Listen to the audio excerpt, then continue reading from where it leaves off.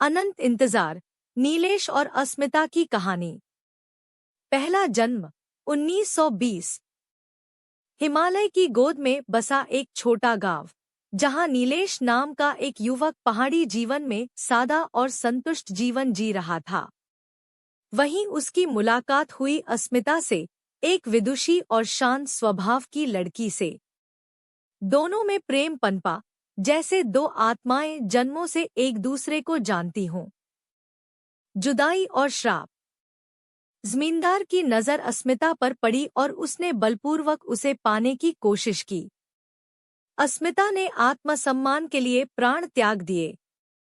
मरते समय वो श्राप देती है, जब तक मेरा सच्चा प्रेम मुझे फिर न पाए, मेरी आत्मा मुक्त नहीं होगी। भटकती आत्मा। अस्मिता की आत्मा हवेली में भटकने लगती है। वो हर जन्म में नीलेश को खोजती है, लेकिन मिलन अधूरा ही रह जाता है। हवेली में अजीब घटनाएं होने लगती हैं। लोग कहते हैं वहां कोई आत्मा है। नया जन्म 2020। अब नीलेश एक लेखक है जो बार बार एक ही सपना देखता है, एक पहाड़ी गांव, एक हवेली और एक लड़की जो उसका नाम पुकारती है। वह उस गांव की सच्चाई जानने निकलता है। सपनों में वापसी। गांव पहुंचकर नीलेश को अजीब घटनाएं होती हैं। वह हवेली तक पहुंचता है और वहां की दीवारों में अतीत की आवाजें सुनाई देती हैं। उसे लगता है कि वह पहले भी यहां आया है। पुरानी हवेली। हवेली में नीलेश को अस्मिता की परछाई दिखती है। वह उससे बात करती है, लेकिन छूते ही गायब हो जाती है। वह तांत्रिकों और ग्रामीणों से हवेली का रहस्य पूछता है। अधूरी यादें। नीलेश को अपने पिछले जन्म की झलकियां दिखने लगती हैं। उसे याद आता है कि वह अस्मिता को बचा नहीं पाया था।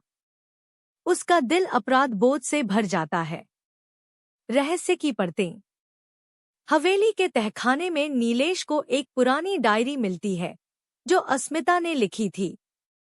उसमें उसके प्रेम, संघर्ष और अंतिम दिन का पूरा वर्णन होता है। श्राप का अंत। नीलेश एक सच्चे प्रेम के साथ हवेली में जाता है और अस्मिता की आत्मा से कहता है, इस बार मैं तुम्हें अकेला नहीं छोड़ूंगा। तांत्रिक विधि से वह आत्मा को मुक्ति देने का प्रयास करता है। अनंत प्रेम का मिलन। अंत में हवेली में प्रकाश फैलता है। अस्मिता की आत्मा मुक्त होती है और वह कहती है, अब मेरा इंतजार पूरा हुआ। नीलेश भावुक होता है, लेकिन जानता है कि उसका प्रेम अब अनंत में जीवित रहेगा।